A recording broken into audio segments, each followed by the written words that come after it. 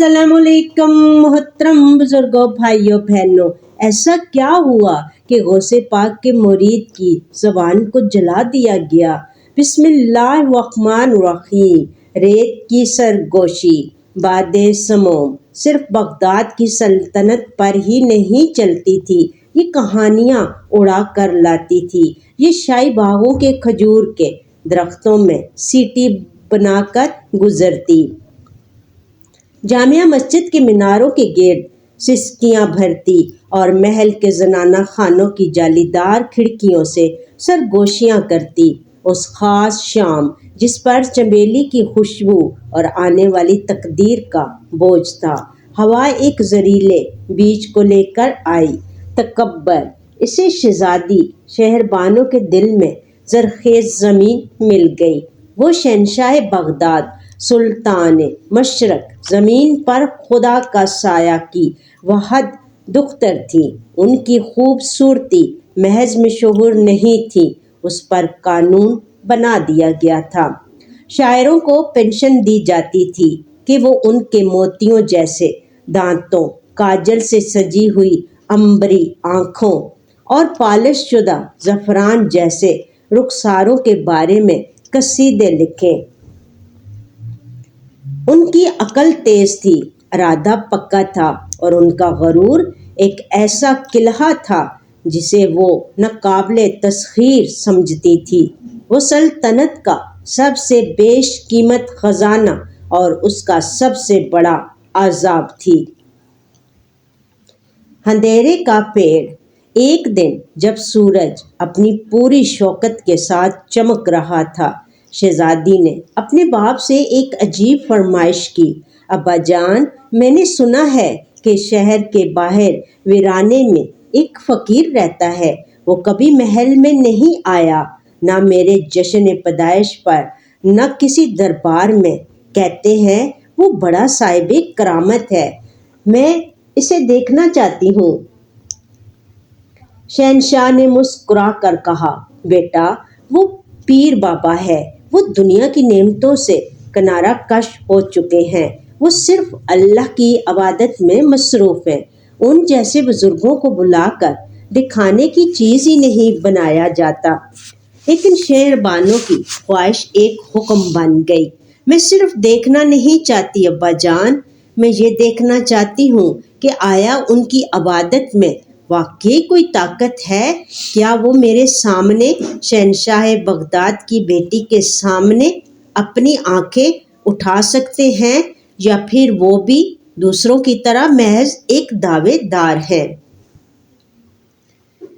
शहंशाह के मना करने पर भी शहरबानों अपनी बात पर अड़ी रहीं।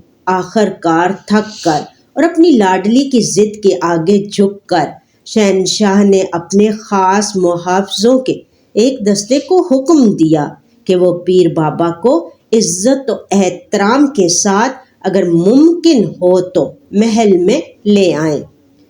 मुहाफ़िज़ जब वीराने में पहुंचे तो वहाँ का मंजर दिल दहला देने वाला था। एक टूटी फूटी झोंपड़ी थी जिसके सामने एक बड़ा सा पेड़ था। पेड़ के नीचे एक दरवेश बैठा था। उसके चेहरे पर ऐसी रोशनी थी जैसे चांद की चांदनी उसकी जिल्द में समाई हुई हो। उसकी आंखें बंद थी, लेकिन महसूस होता था जैसे वो सब कुछ देख रहा हो। हवा में खुशबू थी, लेकिन वो अत्तर या फूलों की खुशबू नहीं थी। वो एक अजीब सी पाकीज़गी थी, जैसे बारिश के बाद की फ़ज़ा। मुहाफ़िज़ों के सरदार ने अदब से झुककर कहा, हज़रत वाला, शहंशाह बगदाद की बेटी शहज़ादी शहरबानो आपसे मिलना चाहती है। हमें आपको महल ले जाने का हुक्म है। पीर बाबा ने आंखें नहीं खोली। उनके होंठ हिले और आवाज़ आई जैसे दो पहाड़ों से गूंजती हो, नर्म मगर ठोस। शहों के महलात मेरी खाक सर जगह नहीं है। मेरी इबादत यही है। जो देखना चाहती हैं वो यहाँ आ सकती हैं। दरबार मेरे रब का है, किसी बादशाह का नहीं। جب یہ بات شیر بانو تک پہنچی تو اس کا غصہ آسمان کو چھونے لگا۔ ایک فقیر ایک ٹوٹے ہوئے جھونپڑے میں رہنے والا مجھے شہزادی کو بلاتا ہے، وہ میرے حکم کی نافرمانی کرتا ہے۔ اس کا غرور زخمی ہو چکا تھا۔ اس نے فیصلہ کیا کہ وہ خود اس ویرانے میں جائے گی اور اس درویش کو دکھا دے گی کہ شاہی طاقت کے سامنے اس کی روحانی طاقت کیا حیثیت رکھتی ہے۔ ملاقات۔ شہر بانو نے اپنی شاندار پالکی چھوڑ دی، معمولی لباس پہنا، لیکن اس کی آنکھوں میں وہی آگ تھی۔ محافظوں کے گھیرے میں وہ ویرانے میں پہنچی۔ پیر بابا اسی طرح بیٹھے تھے، گویا وقت ان کے لیے رک گیا ہو۔ شہر بانو نے قریب آ کر اونچی آواز میں کہا، اے فقیر، تم نے میرا بلانا قبول نہیں کیا، کیا تم نہیں جانتے کہ میں کون ہوں؟ پیر بابا نے آنکھیں کھولی اور شہر بانو کا سانس رک گیا۔ وہ آنکھیں ایسی نہ تھی جیسے وہ کبھی دیکھتی تھی۔ وہ نہ نوجوان تھی نہ بوڑھی، ان میں ایک ایسا سمندر تھا جس کی گہرائی کا اندازہ نہیں لگایا جا سکتا تھا۔ ان میں نہ غصہ تھا، نہ خوف، نہ تعظیم، صرف ایک گہری بے پایہ سکون تھا، اور اس سکون کے پیچھے ایک ایسی روشنی تھی جو شہر بانو کے وجود میں اترتی چلی گئی۔ ایسا محسوس ہوا جیسے اس کا ہر راز، ہر چھوٹا بڑا گناہ، ہر تکبر کی بات ان آنکھوں کے سامنے بے نقاب ہو رہی ہو۔ میں جانتا ہوں کہ تم کون ہو شہر بانو، پیر بابا نے آواز دی جو براہ راست اس کے دل میں اترتی محسوس ہوئی۔ تم فانی دنیا کی شہزادی ہو، مگر میں اس بادشاہ کا غلام ہوں جس کی سلطنت ہمیشہ باقی رہے گی۔ شہر بانو جو ہمیشہ ہر بحث میں فتح رہتی تھی بے زبان ہو گئی۔ اس کی طاقت، اس کا رتبہ، اس کا حسن، سب ان آنکھوں کے سامنے بے معنی ہو کر رہ گئے۔ یہ احساس اس کی زندگی کا پہلا احساس شکست تھا، اور شکست سے پیدا ہونے والا غصہ شرمندگی میں بدل گیا۔ اور پھر وہ شرمندگی ایک ایسی آگ بن گئی جس نے اس کے اندر کی ساری انسانیت کو جلا ڈالا۔ اس نے اپنی نگاہیں جھکا لی، لیکن دل میں ایک خوفناک خیال نے جنم لے لیا۔ اگر یہ آنکھیں نہ ہوں تو، اگر وہ دیکھ نہ سکے تو، اگر وہ روشنی جو مجھے بے نقاب کر رہی ہے ہمیشہ کے لیے بجھ جائے تو پھر کیا وہ مجھ سے ڈر جائے گا؟ پھر کیا میں فتح ہوں گی؟ یہ خیال ایک زہریلے پودے کی طرح اس کے ذہن میں پھیلنے لگا۔ وہ بغیر کچھ کہے محل واپس آ گئی، لیکن اس کا چہرہ پیلا تھا۔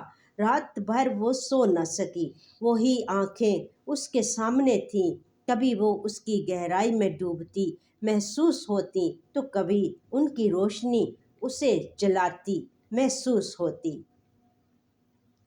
صبح ہوتے ہی اس نے اپنے سب سے وفادار اور بے رحم محافظ قاسم کو بلایا۔ قاسم وہ تھا جو شہر بانو کے ہر حکم کو، چاہے وہ کتنا ہی تاریک کیوں نہ ہو، بغیر سوال کیے بجا لاتا تھا۔ شہر بانو نے اپنی آواز کو ٹھنڈا رکھتے ہوئے لیکن آنکھوں میں دیوانگی لیے حکم دیا، اس فقیر کی آنکھیں نکال لو اور اسے زندہ رہنے دو۔ میں چاہتی ہوں کہ وہ آنکھوں کے بغیر اس تاریکی میں رہے جس کا اس نے مجھ سے وعدہ کیا تھا۔ قاسم کا چہرہ فخ کی طرح سفید ہو گیا۔ یہ کوئی معمولی قتل نہ تھا، یہ تو روح کو ہلا کر رکھ دینے والا کام تھا۔ لیکن شہزادی کا حکم تھا۔ اس نے جھک کر سر تسلیم خم کیا۔ اندھیرا جو باہر نہیں اندر تھا۔ اگلی رات جب پورا شہر سو رہا تھا، قاسم اور اس کے چند ساتھی سیاہ لباس میں ملبوس ویرانے کی طرف نکلے۔ ہوا میں ایک عجیب سا سناٹا تھا، جیسے فضا خود ہی رو رہی ہو۔ وہ جھونپڑی کے قریب پہنچے تو دیکھا کہ ایک پیر بابا وہی بیٹھے ہیں، گویا وہ ان کے آنے کا انتظار کر رہے ہوں۔ قاسم کا ہاتھ کانپ رہا تھا۔ اس نے ڈرتے ڈرتے کہا، حضرت مجھے حکم ہے، میں معافی چاہتا ہوں۔ پیر بابا نے مسکراتے ہوئے اپنی آنکھیں کھولی۔ ان کی نظروں میں کوئی نفرت نہیں تھی، نہ خوف، صرف ایک گہری رحمت تھی، جیسے وہ قاسم کے دل کی تھرتھراہٹ کو دیکھ رہے ہوں۔ بیٹا، حکم تمہارا نہیں ہے، تم صرف ایک آلہ ہو، تمہارے ہاتھ گناہ گار نہیں ہے، وہ ہے جس کا دل گناہ سے بھرا ہوا ہے۔ جاؤ اور وہ کر دو جس کا تمہیں حکم دیا گیا ہے۔ میری آنکھیں تمہاری نہیں، اس کی ضرورت ہے۔ یہ بات سن کر قاسم پر ایک اور ہیبت طاری ہو گئی، لیکن ڈر وفاداری سے بڑھ گیا۔ اس نے اپنے ساتھیوں کے ساتھ مل کر وہ خوفناک کام کیا۔ ساری رات ویرانے سے صرف ہوا کے ساتھ ملا ہوا ایک دردناک سکوت اٹھتا رہا۔ صبح ہوئی تو پیر بابا کی آنکھیں نہیں تھیں، لیکن ان کے چہرے پر وہی سکون تھا۔ خون کے دھبے تھے، لیکن ان کی موجودگی ایسی تھی جیسے وہ زخم ان پر نہیں کسی اور پر لگے ہوں۔ انہوں نے اپنا چہرہ آسمان کی طرف کر لیا جو وہ اب دیکھ نہیں سکتے تھے، اور ان کے ہونٹوں پر دعا تھی، اے مالک اس پر رحم کر، اس نے میری آنکھیں چھینی ہیں کہ اسے لگے کہ روشنی اس دنیا کی ہے، اب اسے اپنے اندر کا اندھیرا دکھا۔ آگ کا آغاز۔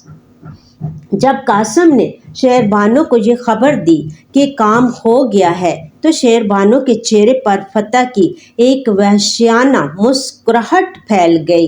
اب دیکھتے ہیں تمہارا رب تمہیں کس طرح بچاتا ہے، اے فقیر۔ لیکن اگلے ہی دن سے عجیب واقعات رونما ہونے لگے۔ پہلا نشان، شہر بانو کے زیورات، اس کا پسندیدہ ہار جس میں لاپتہ نیلم جڑا تھا، اچانک کھو گیا۔ جب ملازمہ نے اسے ڈھونڈا تو وہ شہزادی کے سونے کے صندوق میں بالکل اوپر پڑا ملا، لیکن اس میں جڑا ہوا نیلم غائب تھا، صرف سوراخ تھے، خالی آنکھوں کی مانند۔ دوسرا نشان، شہر میں بیماری، ایک عجیب بیماری پھیلی، نہ بخار تھا نہ درد۔ لوگ اچانک اپنی یادداشت کھونے لگے، وہ اپنے نام، اپنے گھر بھول جاتے، لیکن سب سے عجیب بات، وہ آنکھوں میں درد کی شکایت کرتے، حالانکہ ان کی آنکھیں بالکل ٹھیک ہوتی۔ تیسرا نشان، شہر بانو کی نیند، جیسے ہی وہ سونے کے لیے بند آنکھیں کرتی، اسے وہی دو آنکھیں نظر آتی، بے حد صاف، بے حد گہری، لیکن اب ان میں رحمت نہیں ہوتی تھی۔ اب وہ صرف دیکھ رہی ہوتی، خاموشی سے، اس کے ہر خیال، ہر خواب کو وہ جاگ اٹھتی، چلاتی، لیکن وہ نظریں نہیں جانتی تھی۔ شہر بانو نے سمجھا کہ یہ محض اتفاق ہے۔ اس نے اپنے غرور کو مضبوط کیا۔ اس نے فیصلہ کیا کہ وہ ایک اور کام کرے گی۔ صرف آنکھیں نکالنا کافی نہیں تھا، اس درویش کو مکمل طور پر نیست و نابود کرنا ضروری تھا۔ اور پھر وہ خوفناک خیال آیا، زندہ جلا دو، جیسے اس کی آنکھوں کی روشنی نے مجھے جلاتی ہے، ویسے ہی میں اسے آگ میں جلاتی ہوں، اور میں یہ تماشا اپنی آنکھوں سے دیکھوں گی، تب جا کر شاید وہ نظریں میرے پیچھے سے ہٹ جائیں۔ یہ خیال اس کے اندر آگ لگا کر رکھ دینے والا تھا۔ اس نے محل کے احاطے میں ہی ایک جگہ پر ایندھن کے ڈھیر لگوا دیے۔ اس نے اعلان کیا کہ ایک خطرناک جادوگر پکڑا گیا ہے جس نے شہر میں بیماری پھیلائی ہے، اور اسے سزائے موت دی جائے گی۔ آگ اور چاند۔ پورے شہر میں اعلان ہوا۔ لوگ حیران تھے، پیر بابا کے چہیتے تھے، غریبوں کے مددگار، لیکن شاہی حکم کے سامنے کون بول سکتا تھا؟ مقررہ دن پر محل کے احاطے میں ہزاروں لوگ جمع تھے۔ درمیان میں لکڑیوں کا ایک بہت بڑا ڈھیر تھا، اس کے پاس ایک کھمبے سے بندھا ہوا پیر بابا کھڑے تھے۔ ان کی آنکھوں پر پٹی بندھی ہوئی تھی، لیکن ان کا چہرہ بالکل بے خوف تھا۔ ان کے ہونٹ ہل رہے تھے، شاید دعا میں۔ شاخ صدر پر بیٹھے پرندے بھی چپ تھے۔ شہر بانو اپنی خاص مچان پر بیٹھی تھی۔ اس کے چہرے پر نقاب تھا، لیکن اس کی آنکھوں میں وہی دیوانگی چمک رہی تھی۔ شہنشاہ موجود نہیں تھے۔ کہا گیا کہ وہ بیمار ہیں۔ دراصل وہ اپنی بیٹی کے اس فیصلے سے سخت پریشان تھے، لیکن اب وہ اس پر قابو پانے سے قاصر تھے۔ ایک قاصد نے جرم پڑا۔ یہ شخص جادو کے زور سے شہنشاہ سلامت کے خلاف بغاوت کر رہا تھا، بیماری پھیلا رہا تھا اور شہزادی کی جان کو خطرہ تھا۔ اسی لیے شاہی فرمان کے تحت اسے زندہ جلا دیا جائے۔ حاضرین میں سے کسی کی ہمت نہ ہوئی کہ آواز اٹھائے۔ ایک گہرا سناٹا تھا۔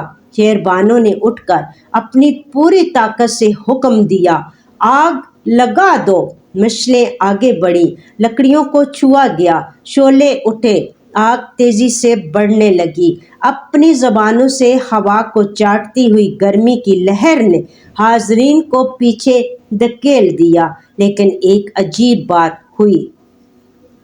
جیسے ہی شعلے پیر بابا کے قریب پہنچے، وہ رک گئے۔ ایسا محسوس ہوا جیسے ایک نادیدہ اثر ان کے گرد ہو۔ آگ ان تک نہیں پہنچ پا رہی تھی۔ ادھر آسمان پر بادل گھرنے لگے۔ حالانکہ صبح کا وقت تھا۔ شہر بانو چیخی، اور تیل ڈالو اور لکڑیاں ڈالو۔ ملازموں نے تیل کے ڈرم آگ میں ہنڈیل دیے۔ آگ اور بھڑکی، ایک دھماکے کی آواز آئی، اور پھر ایک ایسا منظر دیکھنے میں آیا جس نے سب کی روحیں ہلا کر رکھ دی۔ تیل کی آگ نے ایک عجیب شعلہ بنایا، اور اس شعلے میں سب لوگوں نے شہر بانو سمیت ایک تصویر دیکھی۔ دو آنکھیں، وہی آنکھیں، لیکن اب وہ آگ سے بنی ہوئی تھیں، اور وہ براہ راست شہر بانو کی طرف دیکھ رہی تھیں۔ شہر بانو کی ایک چیخ نکل گئی۔ اس نے اپنی آنکھیں بند کر لی، لیکن وہ تصویر اس کی پلکوں کے پیچھے بھی جل رہی تھی۔ اور پھر پیر بابا کی آواز گونجی۔ نہیں، وہ ان کے منہ سے نہیں آ رہی تھی، وہ ہوا میں، آگ میں، زمین میں، ہر جگہ سے آ رہی تھی، نرم، صاف، لیکن ہر دل میں اترتی ہوئی۔ شہر بانو، تم نے میرے جسم کی آنکھیں نکال لی، لیکن کیا تم جانتی ہو، جو دیکھتا ہے وہ آنکھیں نہیں ہیں، جو دیکھتا ہے وہ دل ہے۔ تم نے مجھے اندھا کیا ہے تاکہ تم اپنے اندر کے اندھے پن کو نہ دیکھ سکو۔ تم مجھے جلانا چاہتی ہو تاکہ اپنے اندر کی آگ کو بجھا سکوں، لیکن یاد رکھو، جس آگ سے تم مجھے جلانا چاہتی ہو، وہی آگ تمہارے اندر بھڑک اٹھے گی۔ تم نے مجھے تاریکی میں ڈالا ہے، لیکن تمہاری اپنی رات اب شروع ہوئی ہے۔ یہ کہہ کر ایک تیز روشنی چمکی۔ سب نے آنکھیں بند کر لیں۔ جب انہوں نے آنکھیں کھولی تو آگ بجھ چکی تھی، لکڑیاں جل چکی تھی، لیکن سیاہ راکھ میں بدل چکی تھی، اور کھمبے کے پاس پیر بابا غائب تھے۔ صرف وہی پٹی پڑی تھی، بالکل صاف، ایک چھوٹی سی سبز شاخ اس پر رکھی ہوئی تھی۔ شہر بانو کے منہ سے چیخ نکلنا بند ہو گئی تھی۔ اس کا جسم ٹھنڈا پڑ چکا تھا۔ وہ اپنی جگہ سے اٹھی، بغیر کچھ کہے محل کے اندر چلی گئی۔ اس دن کے بعد شہر بانو کی دنیا بدل گئی۔ وہ آنکھیں اس کا پیچھا کرتی تھیں، ہر شیشے میں، ہر پانی کے حوض میں، ہر چمکتی چیز میں وہی تو آنکھیں نظر آتی، کبھی رحمت بھری، کبھی صرف دیکھتی ہوئی، کبھی آگ کی طرح جلتی ہوئی۔ اس نے تمام آئینے توڑ ڈالے، اندھیرے کمرے میں رہنے لگی، لیکن اندھیرے میں بھی وہ آنکھیں روشن رہتی۔ اس کا جسم جلنے لگا۔ ڈاکٹروں نے کوئی بیماری نہ پائی، لیکن اس کی جلد پر آگ کے نشان ابھرنے لگے۔ بغیر کسی چنگاری کے وہ چیختی رہتی، یہ مجھے جلا رہی ہے، یہ آنکھیں مجھے جلا رہی ہیں۔ شہنشاہ بہت پریشان ہوئے۔ انہوں نے حکیموں، عالموں، پیری، فقیری سب کو بلایا، کوئی علاج کام نہ آیا۔ ایک بزرگ نے کہا، شہنشاہ سلامت، یہ جسم کی بیماری نہیں ہے، یہ روح کا عذاب ہے۔ اس فقیر نے بد دعا نہیں دی، اس نے صرف سچ بول دیا۔ جو آگ اس کے لیے تیار کی گئی تھی وہ اس کے کرنے والے کے اندر اتر گئی ہے۔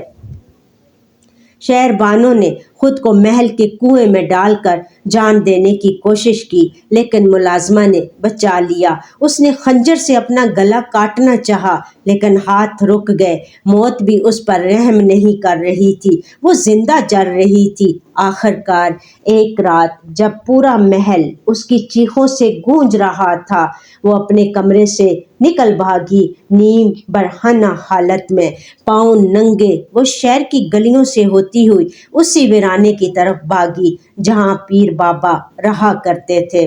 محافظ اس کے پیچھے بھاگے، لیکن وہ کسی دیوانے کی طرح تیز تھی۔ ویرانے میں پہنچی تو وہی پیڑ تھا، وہی پیڑ کے نیچے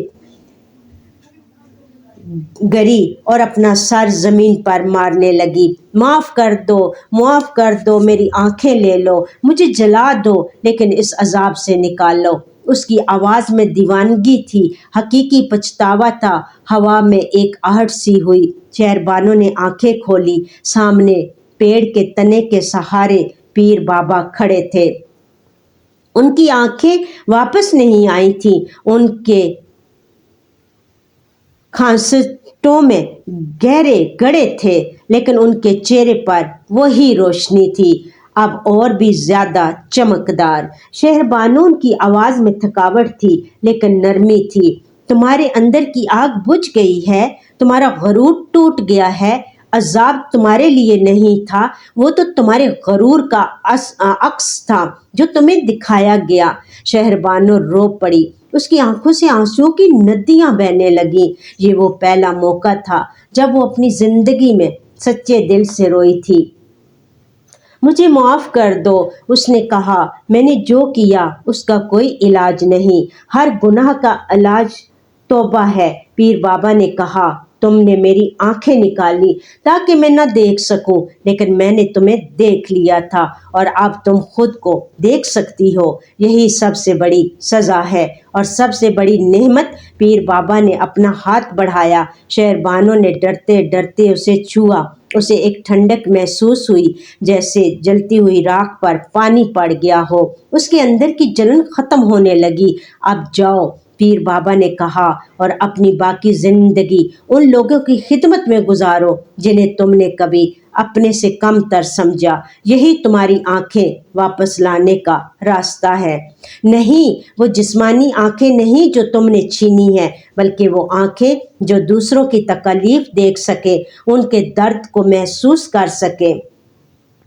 نئی آنکھیں۔ شہربانو محل واپس آئی، لیکن وہ پہلی والی شہزادی نہیں تھی۔ اس نے اپنے تمام زیورات، قیمتی کپڑے، خوشبوئیں بیچ ڈالی۔ اس رقم سے اس نے شہر کے باہر ایک دارالشفا بنوایا، جہاں ہر مریض کا، چاہے وہ کتنا ہی غریب یا بیمار کیوں نہ ہو، مفت علاج ہوتا۔ اس نے خود وہاں خدمت کی، مریضوں کے زخم دھوئے، انہیں دعا دی، ان کے سر پر ہاتھ پھیرا۔ شہر کے لوگ پہلے تو حیران رہے، پھر اس کی عزت کرنے لگے، وہ اسے بی بی شفا خانہ کہنے لگے۔ اس کے چہرے پر جو تکبر تھا وہ ختم ہو چکا تھا، اب اس پر سکون، تھکاوٹ، لیکن اطمینان تھا۔